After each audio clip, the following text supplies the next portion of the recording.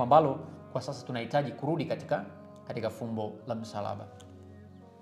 Hapa mwanzoni niseme hatari ambazo tunakutana nazo zinazotuweka mbali zaidi na maisha ya msalaba, na hasa hatari katika injili ambayo tunaisikia.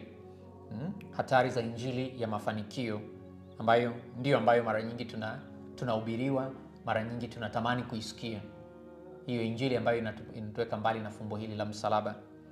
Kwa nini ni hatari? Kwa Kiingereza unasema prosperity gospel, injili ya mafanikio. Ni hatari kwa sababu la kwanza inapotosha maana ya msalaba. Kwa sababu injili ya mafanikio inatutaka tuzingatie tu mafanikio ya kidunia badala ya wokovu kupitia njia ya msalaba. Hakuna njia nyingine tuliyopewa, kama tulivyosikia. Hakuna ngazi nyingine ya kutufikisha mbinguni isipokuwa ngazi hiyo. Waraka wa kwanza Mtume Paulo kwa Korinto, aya ya 1 hadi ya 18. Kwa injili ambayo ni ya mafanikio inapotosha au inapoteza maana ya msalaba. Lakini vile vile inapuuza wito wa Yesu wa kujikana mwenyewe, kuchukua msalaba wako na kumfuata Kristo, kama anavyotuambia katika Injili ya Luka sura ya 9 aya 23. Yesu anatualika tujikane kila siku.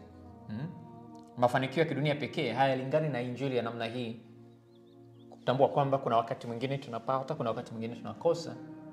Kwa hiyo kuwaaminisha watu kwamba basi ukimpokea Yesu au ukiwa na Yesu basi kila kitu kinakuwa tu ni mserereko, si kweli na si maisha yalivyo. Na hapa tungesema ni hatari zaidi kama mambo yakikuendea vile unavyotaka katika dunia hii, basi umepata kila kitu. Nasema tayari mmekwisha pata thawabu yenu. Papa Francis katika nukuu yake anasema maisha ya Kikristo si safari ya starehe tu, bali ni safari ya upendo unaohitaji kujikatalia. Hilo ni fumbo la msalaba. Lakini hatari nyingine ya injili ya mafanikio inawafanya maskini wajione kuwa wamelaaniwa. Umaskini unaonekana kama laana, na labda wale wenye mali wanaonekana kama ni watu waliobarikiwa. Wengine wanajiona kama Mungu hajawabariki, amekwenda mbali kinyume nao, tofauti na injili ya Yesu ambaye anatuambia umaskini wa roho, kutojishikamanisha na chochote ambacho tunacho katika ulimwengu huu, kwamba vyote tumepewa na Mwenyezi Mungu. Sio kila wakati kufikiri labda mimi nimelaaniwa kwa sababu ni maskini. Mungu anabariki wote. Anasema onyesha mvua yake kwa wema na wabaya. Wapo wapagani wamefanikiwa, wanaonekana wamefanikiwa. Haimaanishi tu ukiwa ndani ya Kristo utafanikiwa, lakini mafanikio yako yatakuwa tofauti na mafanikio ya mpagani. Yatakuwa mafanikio ya mpagani, manake mafanikio yako yatatumika vile Mungu alivyokusudia yatumike, tofauti na yale mengine. Kwa hiyo tusidanganyike kwamba panapokosekana riziki kuna laana, na watu wanahangaika huku na kule wakitoka mahali pamoja kwenda sehemu nyingine wakifikiri kwamba wao wamelaaniwa kwa kukosa mafanikio. Maskini walikuwepo enzi za Yesu na wataendelea kuwepo, lakini sio lengo peke yake linalopaswa kuwa hapa duniani. Na kama Yesu angetaka mafanikio ya kiuchumi tu, angeanza na wazazi wake, mama yetu Maria na Yosefu. Lakini waliishi maisha ya kuridhika na kutosheka. Hatari nyingine ya injili inayokwepa msalaba inaweka tamaa mbele. Inalisha ile roho ya ulafi ndani mwetu na si fadhila ile ya kuridhika. Waraka Mtume Paulo kwa Timotheo sura ya 6 aya 9 hadi 10. Na katekisimu yetu nambari 2536 inasema tamaa ni dhambi inayoleta ukosefu wa shukrani kwa Mungu na upendo kwa jirani. Tunaishi kizazi au tunakuwa kizazi cha kujikusanyia tu. Mateso vile vile ni njia ya kushiriki fumbo la Kristo. Injili ya mafanikio inapuuza mateso kama sehemu ya imani. Mafundisho haya yanakwepa ukweli huo. Mtume Paulo anamwandikia Timotheo wa pili akisema sura ya 3 aya 12. kwamba mateso yanatufanya tushiriki zaidi fumbo la Kristo. Katekisimu yetu inatuambia nambari 1508 inasema mateso yanatupatia nafasi ya kushiriki katika fumbo la wokovu. Tunajiunganisha kabisa na Yesu pindi tunapopita katika mateso. Nyingine, tahadhari ya injili ya mafanikio ambayo tutazame, na kila mahali unapoona kuna injili ya namna hiyo inahubiriwa kila wakati, tambua kwamba hapo si injili ya Kristo, sio Yesu anahubiriwa. Inafundisha imani ya masharti. Mara nyingi kama wafuasi wanaofundishwa injili ya namna hii, ni kama inatuambia Mungu ana masharti, anatupa masharti fulani ya kufanya ili tufanikiwe. Kuna formula fulani tunapaswa kuifanya ili tufanikiwe. Si ajabu labda wewe umesikia ukisisitizwa kwamba mpe Mungu ili na wewe upate. Si sahihi, wala si kweli. Tambua wewe ni mtoto wa Mwenyezi Mungu, atakupa ukimpa na hata usipompa. Anakupenda hata kabla hujampenda. Kwa hiyo nisimpe kwa sababu Mungu anataka na mimi nipate. Nimpe ili nikiwa nategemea. Tunamfanya Mungu kama ATM au kama benki ambayo tunawekeza ili na sisi tupate. Injili ya masharti namna hiyo si sahihi. Hapa kwetu katika kundi letu leo nimeona kuna mmoja wetu ametuma sala. Na mara nyingi sala za masharti tusizipende sana. Kwamba sala hii amka saa fulani au uisali kwa namna hii zenye masharti fulani, au inakwambia fulani alisali akapata hiki, au tumia watu kadhaa, usipotuma utapata hizi. Mungu wetu si wa matisho namna hiyo. Si injili ya Yesu. Si injili ya Yesu.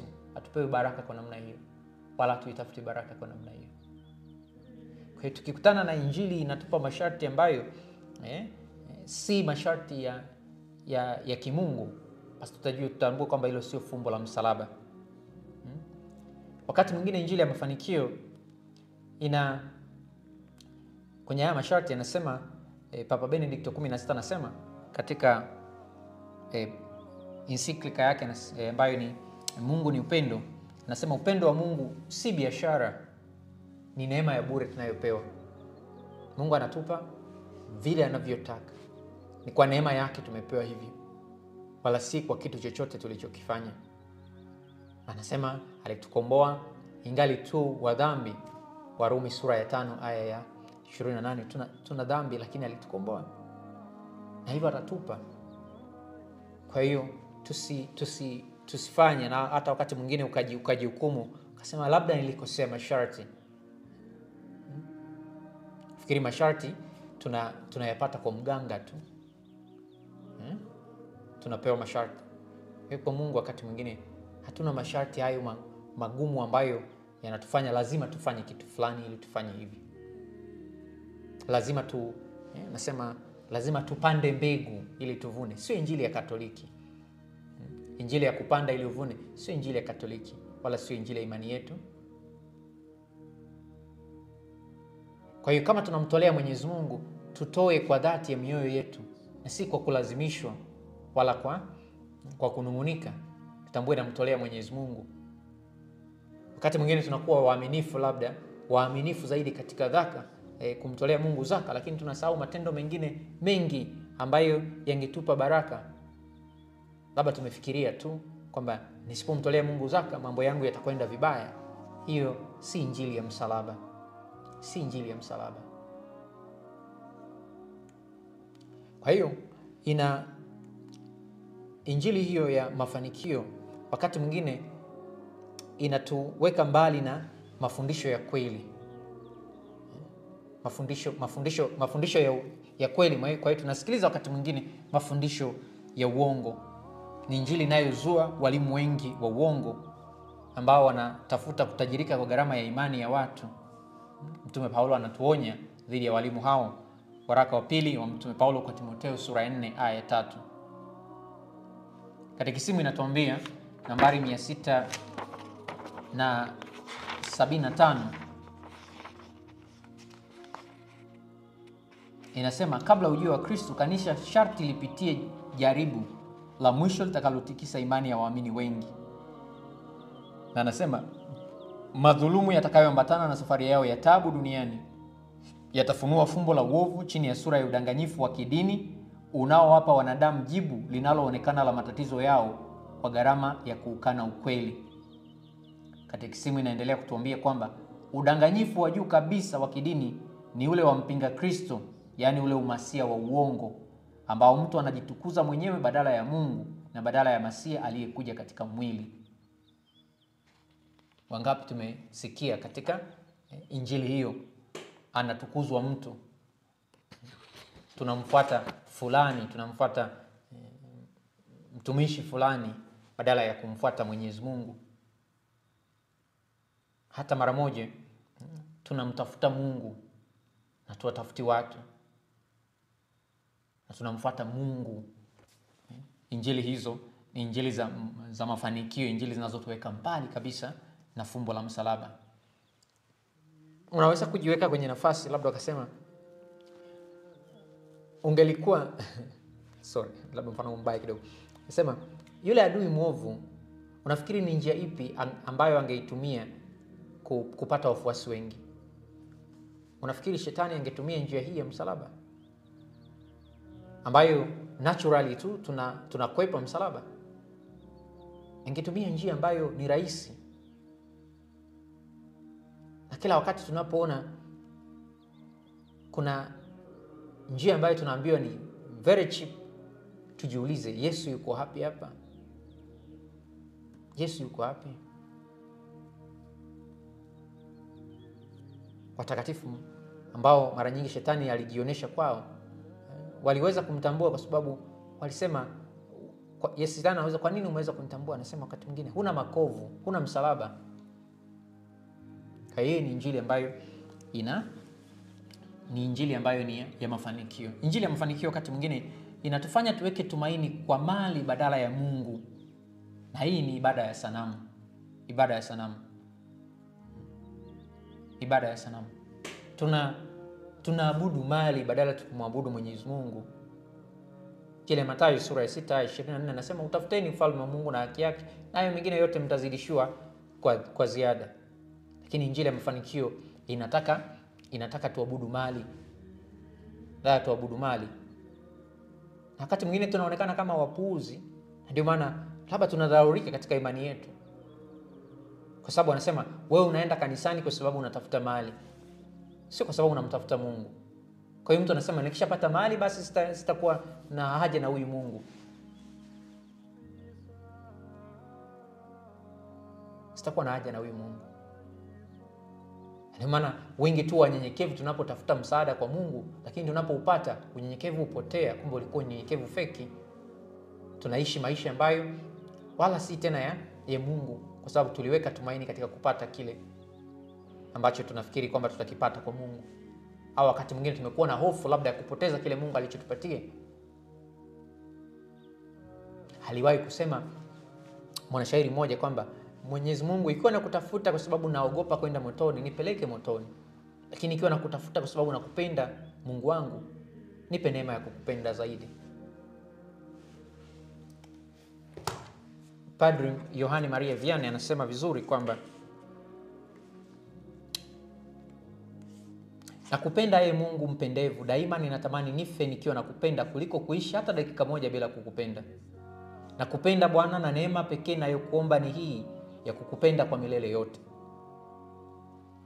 Mungu wangu, kama ulimi wangu hauwezi kukuambia kila dakika kuwa nakupenda, ningependa basi moyo wangu urudie kulisema hilo mara nyingi kadiri ninavyopumua. Nakupenda Mwokozi wangu kwa sababu ulisulubiwa kwa ajili yangu na unanitunza hapa duniani nikiwa nimesulubiwa nawe.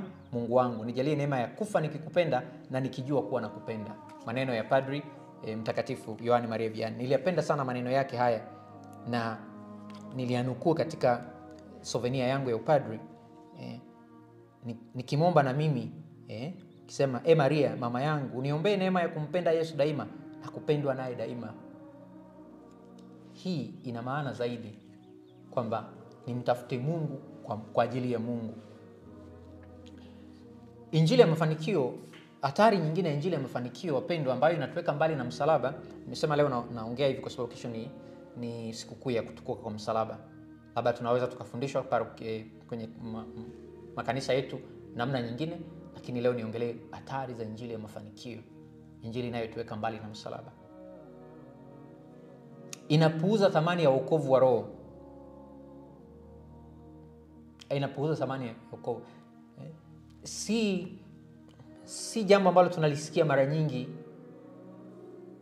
tamaa ya watu kwenda mbinguni. Wokovu wa roho, yaani tunahangaikia mwili zaidi kuliko roho. Mwili zaidi kuliko roho, ambao mwili huu ni wa muda tu. Anasema Mathayo 10:28, anasema msiwaogope hao waangamizao mwili wasiweze kuangamiza roho, lakini muogopeni yule anayeweza kuangamiza mwili na roho. Si rahisi kusikia watu wakizungumza kuhusiana na maisha ya milele. Mbingu tena haizungumzwi kwamba tunatamani kwenda mbinguni. Unatamani wewe, unatamani familia yako, unatamani wote. Jamani, the goal is heaven. Do whatever unafanya huko duniani, but make sure you make up to heaven. Kwa sababu at the end of our life, mwisho wa maisha yetu, njia ni mbili. Na kama anavyosema Askofu Shin kwamba mwisho wa njia hizi mbili, aidha tutakutana na sura nzuri ya Bwana wetu Yesu Kristo ikituambia, vema mtumwa mwema na mwaminifu, ingia katika furaha ya Bwana wangu, welcome home. Au tutakutana na uso mbaya wa yule adui mwovu, naye akisema, njoo ni wa kwangu, katika moto wa milele. Kwa hiyo heaven is our goal. Kwa hiyo mahali ambapo kusisitizwa mbingu, kuna sisitizwa ulimwengu, hapo ni mbali kabisa. Katekisimu yetu inatuambia nambari 1036 inasema kila mtu anapaswa kuishi kwa namna ya kuokolewa, kutamani wokovu zaidi. Hatari nyingine, injili hii ya mafanikio inalenga kupata zaidi badala ya kutoa zaidi. Kupata zaidi. Kitabu cha Matendo ya Mitume sura ya 20 aya 35 inasema, heri kutoa zaidi kuliko kupokea. Lakini mara nyingi tunajiuliza, nitapata nini?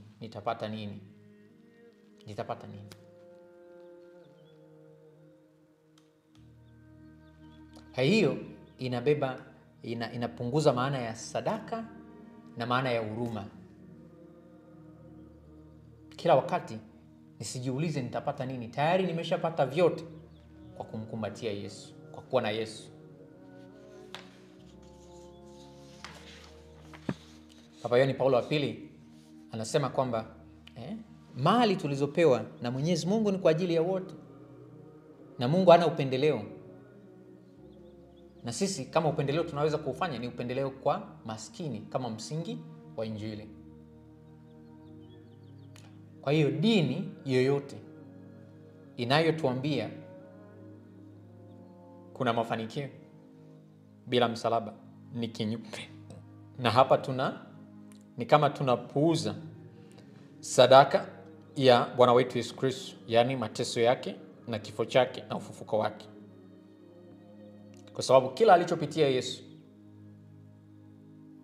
katekisimu inatuambia nambari 520, ni mfano wa kwetu sisi kuufuata.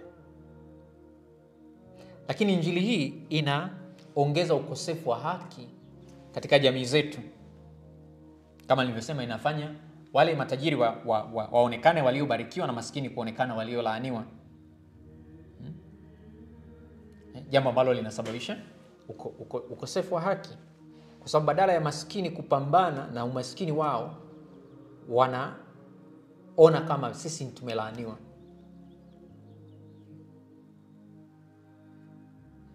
Nilisema hapa kwamba wakati mwingine tunafahamu kabisa kama taifa likiwa vizuri, viongozi wetu wakaishi kwa haki, hakuna rushwa, hakuna nini, kukawa na huduma bora, tutakuwa na afya njema, tutaishi tu vizuri, watu watakuwa na mafanikio.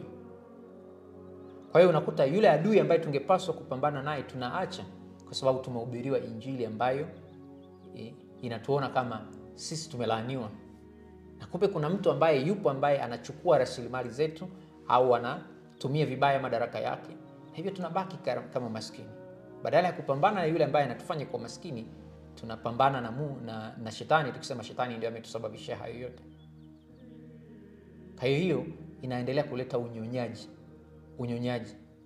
Maskini wanafurika katika makongamano na makanisa, na wakati mwingine hata wakifadhiliwa na hao wenye pesa, na kusahau kwamba tungepaswa kujiuliza, hivi Mungu aliyenipa akili, aliyenipa utashi, ambaye nataka nitumie akili yangu hapo ulimwenguni, kweli nikitumia akili yangu vizuri sitafanikiwa? Au hapa nimefungwa ili nisitambue kwamba ni kitu gani kinakwenda? Kwa hiyo kwa ujumla, wapendwa, injili inayotupeleka mbali na msalaba ni hatari sana. Nimesema si kila mateso ni laana, si kila mateso ni dhambi. Unaona hata Yesu anapomponya yule mtoto aliyekuwa kipofu katika ile Injili ya Yohane, wanamuuliza nani alitenda dhambi? Yesu anasema wala hamna aliyetenda dhambi, ni yeye au wazazi wake. Anasema hakuna yeyote aliyetenda dhambi, huyu amekuwa hivi ili utukufu wa Mungu udhihirike. Kwa hiyo hali aliyonayo haihusiani na chochote, ni Mungu ameruhusu hivyo kwa utukufu wake. Kwa sio kila hali unayopitia basi uione kwamba msalaba huu ni msalaba ambao hauna maana. Tafuta tafsiri ya chochote unachopitia kwa Yesu. Yesu awe ndiyo dictionary yako ya kutambua maana ya kila unachokipitia, na tafsiri hiyo isiende mbali na fumbo la mateso, kifo na ufuko wa Yesu. Kama tunavyomkimbilia Maria katika rozari hii, Maria mfungua mafundo, tunajua mama huyu alishiriki kikamilifu katika fumbo la msalaba, yani mateso ya mwanae, kifo cha mwanae na ufufuko wa mwanae, akaelewa. Na sisi tunakwenda na changamoto zetu kwa Maria mama yetu mfungua mafundo, tukijua kupitia kwake tutapata uelewa tofauti. Na si ajabu wengine ambao tuko hapa tunasali hii rozari, kuna mambo tulikuwa tunayapitia, lakini labda kwa sababu ya siku hizi zote 39 tumesali, sasa hivi una tafsiri tofauti. Unaona kile ambacho kilikuwa kibebeki, unaona kinabebeka.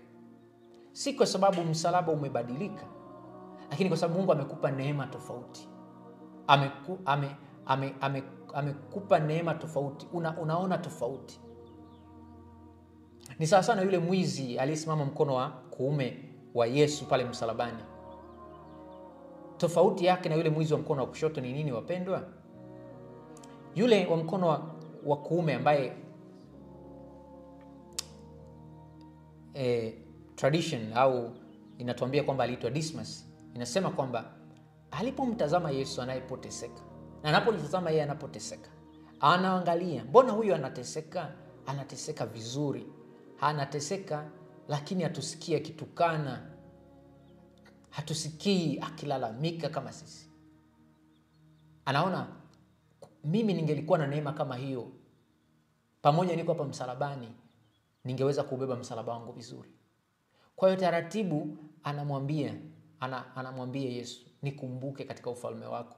Maana yake anamwambia nipe neema hiyo hiyo na mimi niweze kubeba mateso kama ulivyobeba, kwa ujasiri kabisa, nikitambua yana maana kubwa. Na Yesu hapo anamwambia, mwanangu, leo hii utakuwa pamoja nami paradiso. Leo hii, sio kesho. Leo hii utaona tofauti na yule mwizi mwingine ambaye anatamani tu kushuka msalabani, wala atamani mbingu, atamani Yesu. Anamwambia jishushe, jiokoe na utokoe na sisi. Anatamani kutoka, anatamani kushuka. Hana maana anateseka akiwa na matusi, anateseka akiwa yuko bita, kwa sababu hajaelewa fumbo la msalaba. Tunapoelewa fumbo la msalaba, hata yule adui anashtuka. Anasema huyu mtu pamoja na hali anayopitia, mbona yuko imara namna hii? Pamoja na hali anayopitia, mbona yuko imara namna hii? Kuna watu wanakutazama wanafikiri labda wewe una kila kitu. Kuna watu wanakutazama wanafikiri hauna shida. wanakuona wewe uko tofauti na wengine kwa sababu umeelewa fumbo la msalaba. Umeunganisha yale yote unayopitia. Unamwambia Mungu, wewe unajua unayopitia, lakini najua umeruhusu kwa sababu una mpango, una makusudi ya maana kabisa kwenye maisha yako. Ni sawa na Simoni wa Kirene anayemsaidia Yesu kubeba msalaba. Baadaye hakuona maana ya yule msalaba. Aliona kama kwanza alilazimishwa amsaidie. Lakini anaupokea kwa unyonge. Taratibu baadaye anaona kumbe huu msalaba una maana. Kumbe nimemsaidia mtu wa maana katika hii ulimwengu. Mungu mwenyewe nimembebea msalaba. Taratibu ule msalaba wa Yesu aliyoubeba unambadilisha Simoni wa Kirene. Taratibu. Sasa anaukumbatia, anaubeba kwa furaha. Ni faraja gani Simoni wa Kirene anapofika mbinguni kwamba mimi nilimsaidia Yesu msalaba. Lakini mwanzoni haukuwa rahisi. Aliona kama ni mzigo, ni kama anasurutishwa tu. Alikuwa anajipitia. Lakini taratibu unambadilisha. Na ndivyo hali zozote tunazopitia, changamoto tunazopitia, zozote katika maisha yetu. Ukikaa na kutulia, ukamwambia Mwenyezi Mungu, napokea. Iwe ni watoto, iwe ni ugonjwa, iwe ni chochote. Kumwambia Yesu, naupokea. Nakwambia, nakuhakikishia. Utajiona una nguvu za ajabu. Una ubeba wa ajabu. Yaani kuna wakati mwingine unafurahia, unamwambia Mungu, nakushukuru kwa sababu ya hichi kitu. Kinakupa, yani msalaba unakupa satisfaction ambayo hujawahi kuipata. Na hata wengine wanakushangaa. Ukimwadisia mtu mwingine anasema, kama hali unayopitia mimi ningepitia, nisingeliweza.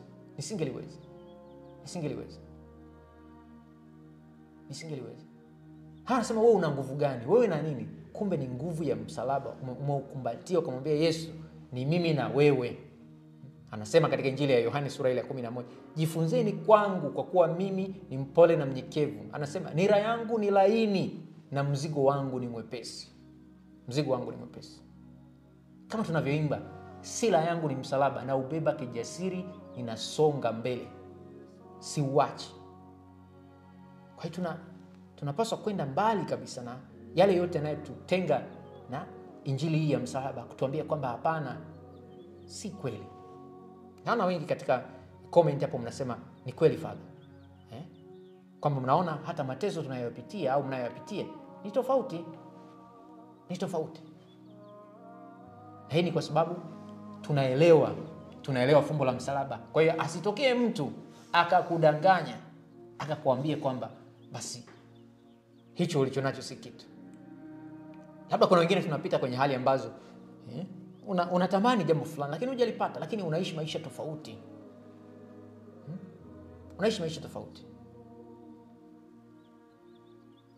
Wengine labda Mungu hajakupa neema au zawadi ya watoto au zawadi ya kuolewa, lakini unaishi maisha tofauti. Huishi bita ukiwa na uchungu, lakini bado unamtumainia Mungu. Na hata wale wengine wenye zaidi basi wanakuonea wivu. Kwa hiyo tufanye nini basi? Tukubali mateso kama sehemu ya maisha. Mtume Paulo anawaandikia Warumi sura ya 8 aya 18 anasema, kwa maana nahesabu mateso wakati huu kuwa si kitu. Kama utukufu ule utakaofunuliwa kwetu. Paulo anasema mateso ya sasa si kitu. Yana thamani mbele za Mungu kwa sababu yanafungua mlango wa utukufu wa milele. Hivyo kuzikubali changamoto, kuzikubali changamoto ni sehemu ya safari ya wokovu. Hata anasema pale mara zote unaonekana una mateso, you always smile. Kweli na smile, but Mungu anajua nimebeba nini. But I know tumebeba na Yesu. Kwa hiyo tukubali mateso kama sehemu ya maisha. Ya pili, tusieneze chuki wala kukata tamaa kipindi cha mateso. Wakati mwingine tunabeba mizigo kwa shingo upande. Tunajaribu kuwaumiza wengine kwa sababu ya chuki tulizonazo na misalaba yetu. Lakini Kristo alibeba msalaba bila kueneza chuki. Ndio maana sisi wa Kristo tunasema hivi, akupigae shavu la kuume mgeuzie la kushoto. Rudisha wema pale ulipotendewa ubaya. Usikubali kufanana na yule mbaya. Usikubali hata mara moja, usikubali adui atake ufanane na yeye. Sio hulka yako, sio tabia yako. Ndio maana kila mara Wakristo walipoteseka kwa hali yoyote ile, kanisa lizidi kushamiri kwa sababu walitambua kanuni ya msalaba. Kanuni ya msalaba. Mtume Paulo anamwomba Yesu mara nyingi kwamba naomba uniondolee mwiba huu, lakini Yesu anasema neema yangu ya kutosha. Neema yangu ya kutosha. Anasema nilimwomba mara 3. Na alipoambiwa tu neema yangu ya kutosha, Paulo aliishi na ule msalaba maisha yake yote. Je, Paulo hakufanya mengi zaidi? Amefanya mengi, ameandika barua zaidi ya 12 katika agano jipya. Lakini ameubeba msalaba wake. Anasema nilimwomba Mungu aniondolee mwiba mara 3. Na mara 3 ni number perfect, maana yake alisali mara nyingi, lakini akamwambia neema yangu ya kutosha.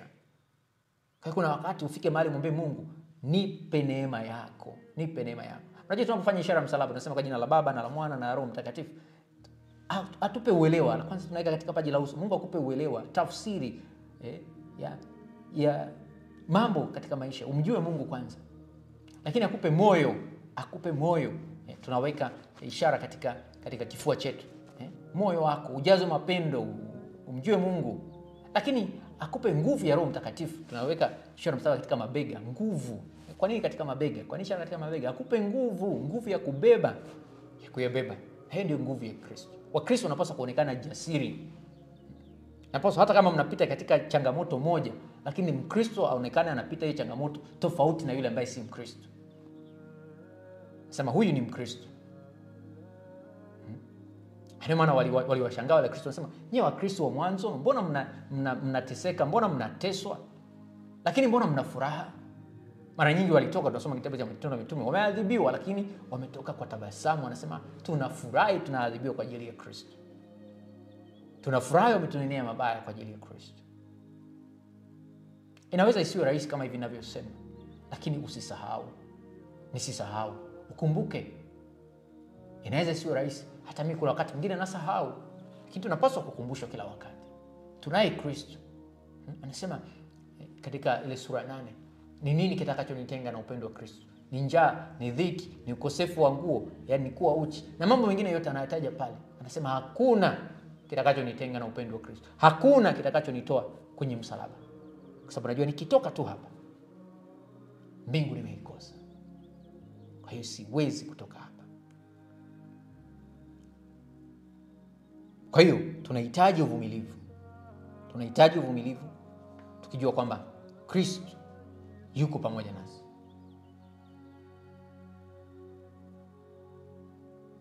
Tuone kwamba kwamba Mungu anatupa kile tunachohitaji na wala si tunachokitaka. Mateso yanaweza kuwa njia ya neema na baraka zisizotarajiwa. Yanaweza kuwa neema na baraka zisizotarajiwa. Mateso yanaweza kuwa neema. Ndio maana Mtume Paulo anawaandikia tena Wakorinto sura ya 1 ya 18 anasema, "Kwa maana neno la msalaba ni upuuzi kwa wao wanaopotea, lakini kwetu sisi tunaookolewa ni nguvu ya Mungu." Ni nguvu ya Mungu. Na yule adui anaumia zaidi akiona kwamba kile ambacho alifikiri kitakuweka chini, hakikukuweka chini. Na kila wakati adui anapokuletea kitu ambacho kitakuweka chini, unamgeuzia. Unajua msalaba umetengenezwa, inasema kwa nini Yesu ametundikwa juu ya mti wa msalaba? Kwa sababu ule mti ambao adui alitumia mwanzoni katika kuangusha wazazi wetu wa kwanza pale katika bustani ya Eden, ndio mti huo akautumia kumgeuzia shetani ukawa ukombozi. Tunavaa msalaba sasa hivi kama ornament, lakini ilikuwa ni chombo cha torture, chombo cha maumivu, lakini Mungu anakugeuza kinakuwa ni chombo cha wokovu. Chombo cha wokovu. Kwa hiyo hebu geuza kile ambacho adui alifikiri kwamba kingekuangusha. Geuza inakuwa ni fimbo ya kumchapia yeye mwenyewe. Sema ulifikiri kwa hili nitashindwa, ulifikiri kwa hili nitaacha, basi kwa hili naibuka tena kwa nguvu nyingine mpya, kubwa zaidi. Kwa kila wakati kiweka namna nyingine unageuza. Ambapo Yesu anasema badilisheni kile cha adui ambacho anakileta. Akifikiri hiki kitaangamiza, inakuwa ni fimbo yake ya kumchapia. Lakini anasema huyu mtu nikimletea mateso, nimempa njia ya kwenda mbinguni. Kwa sababu anajua wewe ni tofauti. Mateso unavyoyatumia ni tofauti. hutaacha mateso yako yapotee bure. Utamwambia Yesu, maumivu yangu ninayatumia, ninakupatia. Unasema hata mbele pale wakati wa sadaka ya misa, pale anaposema salini ndugu, ili sadaka yangu na yenu kubalike na Mungu. Sadaka yako unayaleta yale mateso yako, maumivu yako, ya familia yako, ya ukoo wako, unayaweka pale. Unaunganisha na sadaka ya Yesu. Yakubaliwe na nani? Na Mungu Baba. Mungu Baba.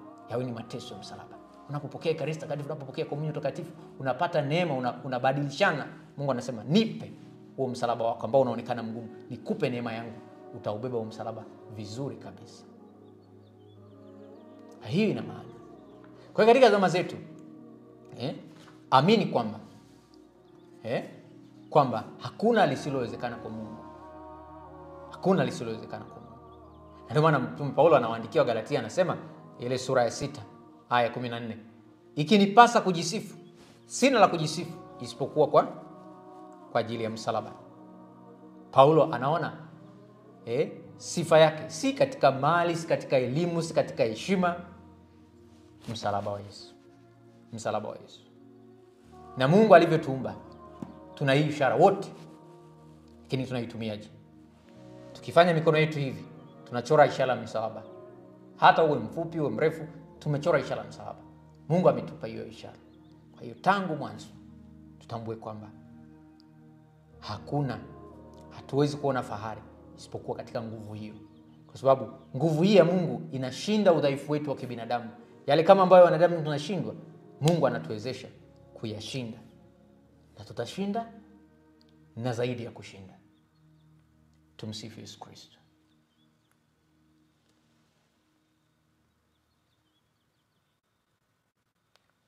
Kwa jina la Baba na la Mwana na la Roho Mtakatifu. Amina. Nasadiki kwa Mungu Baba Mwenyezi, Muumba wa mbingu na dunia, na kwa Yesu Kristo mwanao pekee Bwana wetu, aliyetungwa mimba kwa uwezo wa Roho Mtakatifu, kazaliwa na Bikira Maria, kateswa kwa mamlaka ya Ponso Pilato, kasulubiwa, akafa, akazikwa, akashukia kuzimu. Siku ya tatu akafuka katika wafu, akapaa mbinguni, amekaa kuume kwa Mungu Baba Mwenyezi. Kutoka huko atakuja kwa hukumu wazima na wafu. Nasadiki kwa Roho Mtakatifu, kanisa takatifu Katoliki, shirika wa takatifu, maondoleo ya dhambi, ufuko wa miili na uzima wa milele ijayo. Amina. Baba yetu uliye mbinguni, jina lako litukuzwe. Ufalme wako ufike, utakalo lifanyike duniani kama mbinguni. Utupe leo mkate wetu wa kila siku, tusamehe makosa yetu kama tunavyowasamehe na sisi waliotukosea. Usitutie katika kishawishi, lakini utuopoe maovuni. Amina. Tumuombe Mungu Baba atusaidie kila wakati kujiunganisha na sadaka hii takatifu, sadaka ya msalaba, kama ambavyo Maria alifanya. Tuwe na imani thabiti, tuwe na matumaini ya kweli na mapendo ya kweli, tukitambua kwamba Mungu yupo pamoja nasi kila tunapobeba misalaba yetu. Salamu Maria, umejaa neema, Bwana yu nawe. Umebarikiwa kuliko wanawake wote, na Yesu mzao wa tumbo lako amebarikiwa. Maria mtakatifu, mama wa Mungu, utuombee sisi wakosefu, sasa na saa ya kufa kwetu. Amina. Salamu Maria, umejaa neema, Bwana yu nawe. Umebarikiwa kuliko wanawake wote, na Yesu mzao wa tumbo lako amebarikiwa. Maria mtakatifu, mama wa Mungu, tuombee sisi wakosefu, sasa na saa ya kufa kwetu. Amina. Salamu Maria, umejaa neema, Bwana yu nawe. Umebarikiwa kuliko wanawake wote, na Yesu mzao wa tumbo lako amebarikiwa. Maria mtakatifu, mama wa Mungu, tuombee sisi wakosefu, sasa na saa ya kufa kwetu. Amina. Atukuzwe Baba na Mwana na Roho Mtakatifu, kama mwanzo na sasa na siku zote na milele. Amina. Bikira Maria mfungua mafundo, tuombee na utusaidie. Ewe Maria, tusaidie kushukuru, nawe Mikaeli malaika mkuu utulinde. Matendo haya ya furaha tunamwomba mama yetu Bikira Maria, kwenu nyote na kwa wale wote watakaosikiliza. Mungu awape furaha na amani hata tunapoibeba misalaba yetu. Kama tutambue kwamba Mungu yupo karibu nasi zaidi kila tunapokumbatia misalaba yetu. Msalaba si laana, bali kile kilichokuwa laana kinageuzwa na Mungu kuwa utukufu. Baba yetu uliye mbinguni, jina lako litukuzwe. ufalme wako ufike, utakalo lifanyike duniani kama mbinguni. Tupe leo mkate wetu wa kila siku. Tusamehe makosa yetu kama tunavyowasamehe na sisi waliotukosea, usitutie katika kishawishi, lakini utuopoe maovuni. Amina. Salamu Maria, umejaa neema, Bwana yu nawe, umebarikiwa kuliko wanawake wote, na Yesu mzao wa tumbo lako amebarikiwa. Maria mtakatifu, mama wa Mungu, tuombee sisi wakosefu, sasa na saa ya kufa kwetu. Amina. Salamu Maria, umejaa neema, Bwana yu nawe, umebarikiwa kuliko wanawake wote, na Yesu mzao wa tumbo lako amebarikiwa. Maria mtakatifu, mama wa Mungu, tuombee sisi wakosefu, sasa na saa ya kufa kwetu. Amina. Salamu Maria, umejaa neema, Bwana yu nawe, umebarikiwa kuliko wanawake wote, na Yesu mzao wa tumbo lako amebarikiwa. Maria mtakatifu, mama wa Mungu, tuombee sisi wakosefu, sasa na saa ya kufa kwetu. Amina. Salamu Maria, umejaa neema, Bwana yu nawe, umebarikiwa kuliko wanawake wote, na Yesu mzao wa tumbo lako amebarikiwa. Maria mtakatifu, mama wa Mungu, tuombee sisi wakosefu, sasa na saa ya kufa kwetu. Amina. Salamu Maria, umejaa neema, Bwana yu nawe, umebarikiwa kuliko wanawake wote, na Yesu mzao wa tumbo lako amebarikiwa. Maria mtakatifu, mama wa Mungu, utuombee sisi wakosefu, sasa na saa ya kufa kwetu. Amina. Salamu Maria, umejaa neema, Bwana yu nawe, umebarikiwa kuliko wanawake wote, na Yesu mzao wa tumbo lako amebarikiwa. Maria mtakatifu, mama wa Mungu, utuombee sisi wakosefu, sasa na saa ya kufa kwetu. Amina. Salamu Maria, umejaa neema, Bwana yu nawe, umebarikiwa kuliko wanawake wote, na Yesu mzao wa tumbo lako amebarikiwa. Maria mtakatifu, mama wa Mungu, utuombee sisi wakosefu, sasa na saa ya kufa kwetu. Amina. Salamu Maria, umejaa neema, Bwana yu nawe, umebarikiwa kuliko wanawake wote, na Yesu mzao wa tumbo lako amebarikiwa. Maria mtakatifu, mama wa Mungu, utuombee sisi wakosefu, sasa na saa ya kufa kwetu. Amina. Salamu Maria, umejaa neema, Bwana yu nawe, umebarikiwa kuliko wanawake wote, na Yesu mzao wa tumbo lako amebarikiwa. Maria mtakatifu, mama wa Mungu, utuombee sisi wakosefu, sasa na saa ya kufa kwetu. Amina. Salamu Maria, umejaa neema, Bwana yu nawe, umebarikiwa kuliko wanawake wote, na Yesu mzao wa tumbo lako amebarikiwa. Maria mtakatifu, mama wa Mungu, utuombee sisi wakosefu, sasa na saa ya kufa kwetu. Amina. Atukuzwe Baba na Mwana na Roho Mtakatifu, kama mwanzo na sasa na siku zote na milele. Amina. Bikira Maria mfungwa mafundo, tuombee na utusaidie. Ewe Maria, tusaidie kushukuru. Nawe Mtakatifu Mikaeli, malaika mkuu, tulinde. Tendo la pili, Maria unakwenda kumtembelea Elizabeti. Baba yetu uliye mbinguni, jina lako litukuzwe.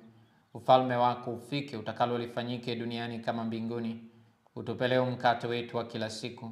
Tusamehe makosa yetu kama tunavyosamehe na sisi waliotukosea, usitutie katika kishawishi, lakini utuopoe maovuni. Amina. Salamu Maria, umejaa neema, Bwana yu nawe, umebarikiwa kuliko wanawake wote, na Yesu mzao wa tumbo lako amebarikiwa. Maria mtakatifu, mama wa Mungu, tuombee sisi wakosefu, sasa na saa ya kufa kwetu. Amina. Salamu Maria, umejaa neema, Bwana yu nawe, umebarikiwa kuliko wanawake wote, na Yesu mzao wa tumbo lako amebarikiwa.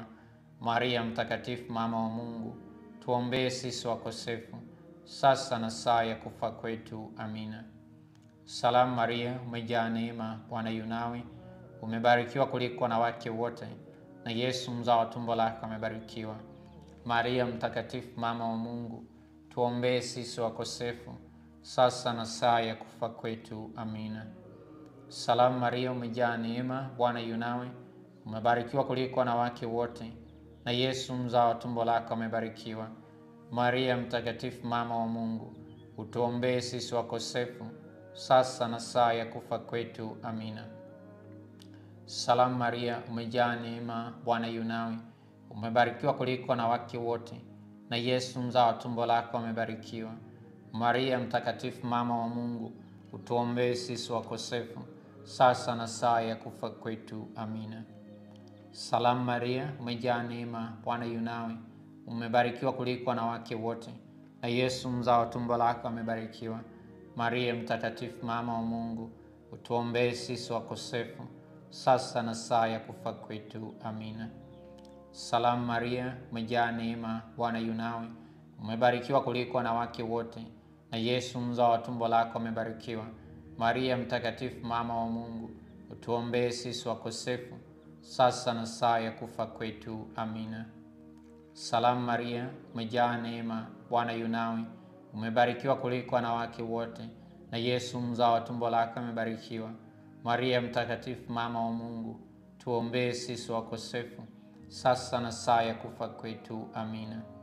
Salamu Maria, umejaa neema, Bwana yu nawe, umebarikiwa kuliko wanawake wote, na Yesu mzao wa tumbo lako amebarikiwa. Maria mtakatifu, mama wa Mungu, utuombee sisi wakosefu, sasa na saa ya kufa kwetu. Amina. Salamu Maria, umejaa neema, Bwana yu nawe, umebarikiwa kuliko wanawake wote, na Yesu mzao wa tumbo lako amebarikiwa. Maria mtakatifu, mama wa Mungu, tuombee sisi wakosefu, sasa na saa ya kufa kwetu. Amina. Atukuzwe Baba na Mwana na Roho Mtakatifu, kama mwanzo na sasa na siku zote na milele. Amina. Bikira Maria mfungua mafundo, tuombee na utusaidie. Ewe Maria, tusaidie kushukuru. Mtakatifu Mikaeli, malaika mkuu, tulinde. Yesu unazaliwa Bethlehem.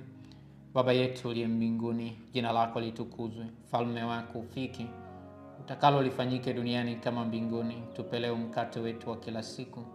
Tusamehe makosa yetu kama tunavyosamehe na sisi waliotukosea.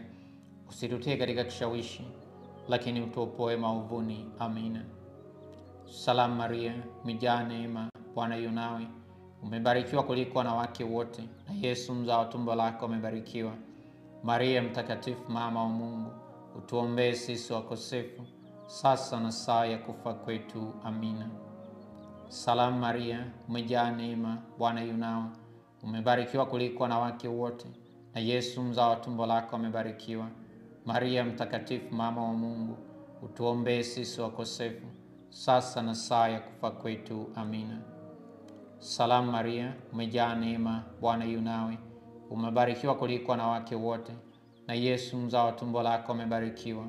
Maria mtakatifu, mama wa Mungu, utuombee sisi wakosefu, sasa na saa ya kufa kwetu. Amina. Salamu Maria, umejaa neema, Bwana yu nawe, umebarikiwa kuliko wanawake wote, na Yesu mzao wa tumbo lako amebarikiwa. Maria mtakatifu, mama wa Mungu, utuombee sisi wakosefu, sasa na saa ya kufa kwetu. Amina. Salamu Maria, umejaa neema, Bwana yu nawe, umebarikiwa kuliko wanawake wote, na Yesu mzao wa tumbo lako amebarikiwa.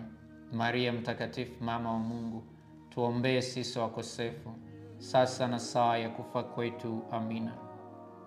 Salamu Maria, umejaa neema, Bwana yu nawe, umebarikiwa kuliko wanawake wote, na Yesu mzao wa tumbo lako amebarikiwa. Maria mtakatifu, mama wa Mungu, tuombee sisi wakosefu, sasa na saa ya kufa kwetu. Amina. Salamu Maria, umejaa neema, Bwana yu nawe, umebarikiwa kuliko wanawake wote, na Yesu mzao wa tumbo lako amebarikiwa. Maria mtakatifu, mama wa Mungu, tuombee sisi wakosefu, sasa na saa ya kufa kwetu. Amina. Salamu Maria, umejaa neema, Bwana yu nawe, umebarikiwa kuliko wanawake wote, na Yesu mzao wa tumbo lako amebarikiwa. Maria mtakatifu, mama wa Mungu, tuombee sisi wakosefu, sasa na saa ya kufa kwetu. Amina. Salamu Maria, umejaa neema, Bwana yu nawe, umebarikiwa kuliko wanawake wote, na Yesu mzao wa tumbo lako amebarikiwa. Maria mtakatifu, mama wa Mungu, utuombee sisi wakosefu, sasa na saa ya kufa kwetu. Amina.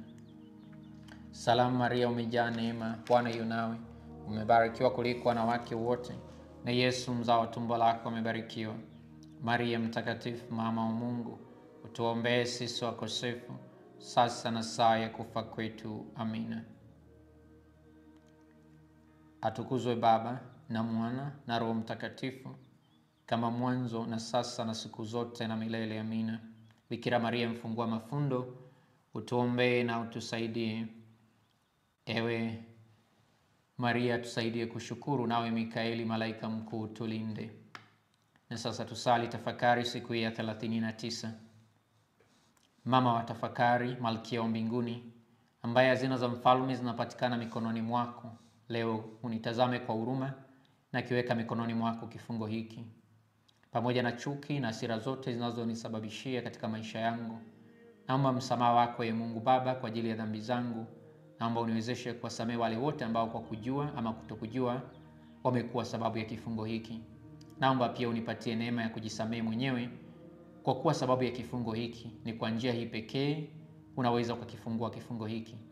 Mbele yako mama mpenzi sana, na katika jina la mwanao Yesu mkombozi wangu, ambaye nimemjeruhi kwa dhambi zangu nyingi sana akanisamehe, nami sasa nawasamehe. Pia ninajisamehe mwenyewe milele. Ninakushukuru Maria mfungua vifungo, kwa kufungua vifungo vya chuki moyoni mwangu na kifungo ninachokileta kwako sasa. Amina. Maria mfungua vifungo, uniombee. Tendo la 4. Maria na Yosefu mnamtolea Yesu hekaluni. Baba yetu uliye mbinguni, jina lako litukuzwe, ufalme wako ufike, utakalo lifanyike duniani kama mbinguni. Tupe leo mkate wetu wa kila siku. Utusamehe makosa yetu kama tunavyosamehe na sisi waliotukosea. Usitutie katika kishawishi, lakini utuopoe maovuni. Amina. Salamu Maria, umejaa neema, Bwana yu nawe, umebarikiwa kuliko wanawake wote, na Yesu mzao wa tumbo lako amebarikiwa. Maria mtakatifu, mama wa Mungu, tuombee sisi wakosefu, sasa na saa ya kufa kwetu. Amina. Salamu Maria, umejaa neema, Bwana yu nawe, umebarikiwa kuliko wanawake wote, na Yesu mzao wa tumbo lako amebarikiwa. Maria mtakatifu, mama wa Mungu, tuombee sisi wakosefu, sasa na saa ya kufa kwetu. Amina. Salamu Maria, umejaa neema, Bwana yu nawe, umebarikiwa kuliko wanawake wote, na Yesu mzao wa tumbo lako amebarikiwa. Maria mtakatifu, mama wa Mungu, tuombee sisi wakosefu, sasa na saa ya kufa kwetu. Amina. Salamu Maria, umejaa neema, Bwana yu nawe, umebarikiwa kuliko wanawake wote, na Yesu mzao wa tumbo lako amebarikiwa. Maria mtakatifu, mama wa Mungu, tuombee sisi wakosefu, sasa na saa ya kufa kwetu. Amina. Salamu Maria, umejaa neema, Bwana yu nawe, umebarikiwa kuliko wanawake wote, na Yesu mzao wa tumbo lako amebarikiwa. Maria mtakatifu, mama wa Mungu, tuombee sisi wakosefu, sasa na saa ya kufa kwetu. Amina. Salamu Maria, umejaa neema, Bwana yu nawe, umebarikiwa kuliko wanawake wote, na Yesu mzao wa tumbo lako amebarikiwa. Maria mtakatifu, mama wa Mungu, utuombee sisi wakosefu, sasa na saa ya kufa kwetu. Amina. Salamu Maria, umejaa neema, Bwana yu nawe, umebarikiwa kuliko wanawake wote, na Yesu mzao wa tumbo lako amebarikiwa. Maria mtakatifu, mama wa Mungu, tuombee sisi wakosefu, sasa na saa ya kufa kwetu. Amina. Salamu Maria, umejaa neema, Bwana yu nawe, umebarikiwa kuliko wanawake wote, na Yesu mzao wa tumbo lako amebarikiwa. Maria mtakatifu, mama wa Mungu, tuombee sisi wakosefu, sasa na saa ya kufa kwetu. Amina. Salamu Maria, umejaa neema, Bwana yu nawe, umebarikiwa kuliko wanawake wote, na Yesu mzao wa tumbo lako amebarikiwa. Maria mtakatifu, mama wa Mungu, tuombee sisi wakosefu, sasa na saa ya kufa kwetu. Amina. Salamu Maria, umejaa neema, Bwana yu nawe, umebarikiwa kuliko wanawake wote, na Yesu mzao wa tumbo lako amebarikiwa. Maria mtakatifu, mama wa Mungu, utuombee sisi wakosefu, sasa na saa ya kufa kwetu. Amina. Atukuzwe Baba na Mwana na Roho Mtakatifu, kama mwanzo na sasa na siku zote na milele. Amina. Bikira Maria mfungua mafundo, tuombee na utusaidie. Ewe Maria, tusaidie kushukuru, nawe Mikaeli malaika mkuu tulinde. Tendo la 5. Maria na Yosefu mnamkuta Yesu hekaluni. Baba yetu uliye mbinguni, jina lako litukuzwe, ufalme wako ufike, utakalo lifanyike duniani kama mbinguni. Tupe leo mkate wetu wa kila siku. Tusamehe makosa yetu kama tunavyosamehe na sisi waliotukosea, usitutie katika kishawishi, lakini utuopoe maovuni. Amina. Salamu Maria, umejaa neema, Bwana yu nawe, umebarikiwa kuliko wanawake wote, na Yesu mzao wa tumbo lako amebarikiwa. Maria mtakatifu, mama wa Mungu, tuombee sisi wakosefu, sasa na saa ya kufa kwetu. Amina. Salamu Maria, umejaa neema, Bwana yu nawe, umebarikiwa kuliko wanawake wote, na Yesu mzao wa tumbo lako amebarikiwa. Maria mtakatifu, mama wa Mungu, tuombee sisi wakosefu, sasa na saa ya kufa kwetu. Amina. Salamu Maria, umejaa neema, Bwana yu nawe, umebarikiwa kuliko wanawake wote, na Yesu mzao wa tumbo lako amebarikiwa. Maria mtakatifu, mama wa Mungu, utuombee sisi wakosefu, sasa na saa ya kufa kwetu. Amina. Salamu Maria, umejaa neema, Bwana yu nawe, umebarikiwa kuliko wanawake wote, na Yesu mzao wa tumbo lako amebarikiwa. Maria mtakatifu, mama wa Mungu, tuombee sisi wakosefu, sasa na saa ya kufa kwetu. Amina. Salamu Maria, umejaa neema, Bwana yu nawe, umebarikiwa kuliko wanawake wote, na Yesu mzao wa tumbo lako amebarikiwa. Maria mtakatifu, mama wa Mungu, tuombee sisi wakosefu, sasa na saa ya kufa kwetu. Amina. Salamu Maria, umejaa neema, Bwana yu nawe, umebarikiwa kuliko wanawake wote, na Yesu mzao wa tumbo lako amebarikiwa. Maria mtakatifu, mama wa Mungu, utuombee sisi wakosefu, sasa na saa ya kufa kwetu. Amina. Salamu Maria, umejaa neema, Bwana yu nawe, umebarikiwa kuliko wanawake wote, na Yesu mzao wa tumbo lako amebarikiwa. Maria mtakatifu, mama wa Mungu, tuombee sisi wakosefu, sasa na saa ya kufa kwetu. Amina. Salamu Maria, umejaa neema, Bwana yu nawe, umebarikiwa kuliko wanawake wote, na Yesu mzao wa tumbo lako amebarikiwa. Maria mtakatifu, mama wa Mungu, tuombee sisi wakosefu, sasa na saa ya kufa kwetu. Amina. Salamu Maria, umejaa neema, Bwana yu nawe, umebarikiwa kuliko wanawake wote, na Yesu mzao wa tumbo lako amebarikiwa. Maria mtakatifu, mama wa Mungu, utuombee sisi wakosefu, sasa na saa ya kufa kwetu. Amina. Salamu Maria, umejaa neema, Bwana yu nawe, umebarikiwa kuliko wanawake wote, na Yesu mzao wa tumbo lako amebarikiwa. Maria mtakatifu, mama wa Mungu, tuombee sisi wakosefu, sasa na saa ya kufa kwetu. Amina. Atukuzwe Baba na Mwana na Roho Mtakatifu, kama mwanzo na sasa na siku zote na milele. Amina. Bikira Maria mfungua mafundo, tuombee na utusaidie. Ewe Maria, tusaidie kushukuru, nawe Mikaeli malaika mkuu tulinde. Sala kwa mama yetu Maria mfungua mafundo. Bikira Maria, mama wa upendo wa kweli, mama ambaye hujawahi kukataa kamwe kumsaidia mtoto mwenye shida aliyekukimbilia, mama ambaye mikono yako daima iachi kuwahudumia watoto wako wapendwa, kwa kuwa inasukumwa na upendo wako wa kimungu na huruma isiyo na mipaka iliyomo moyoni mwako. Naomba uniangalie kwa huruma na kuona mnyororo wa vifungo vilivyomo katika maisha yangu. Unajua vyema jinsi nilivyokata tamaa, maumivu yangu, na jinsi ambavyo nimefungwa na vifungo hivi. Maria, mama ambaye Mungu amekuamini na akakupa uwezo wa kufungua vifungo katika maisha ya watoto wake, na uweka mikononi mwako utepe wa maisha yangu.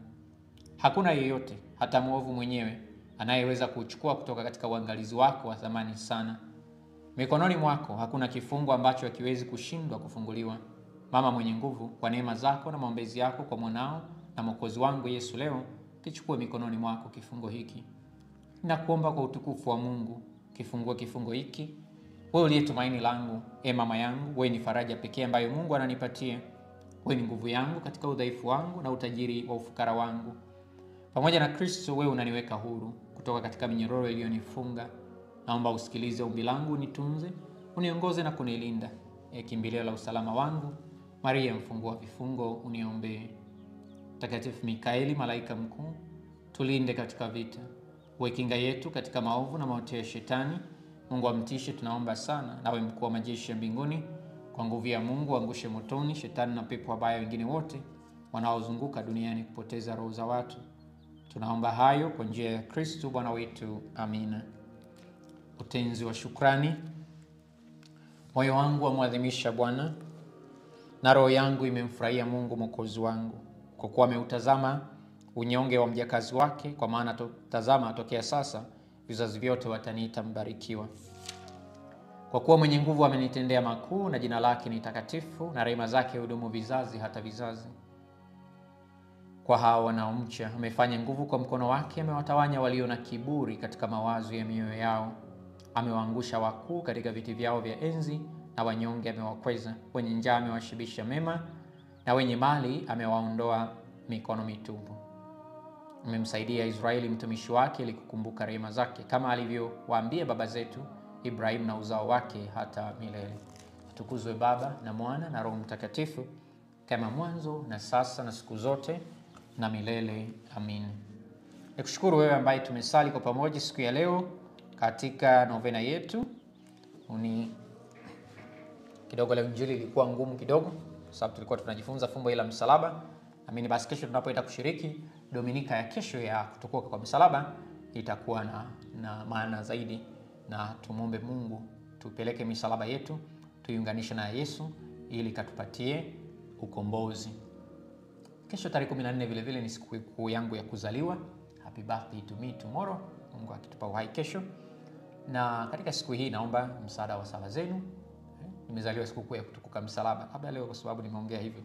Lakini basi Mungu anisaidie niweze na mimi kubeba msalaba wangu kama katika utume wangu kama padri kwa ujasiri.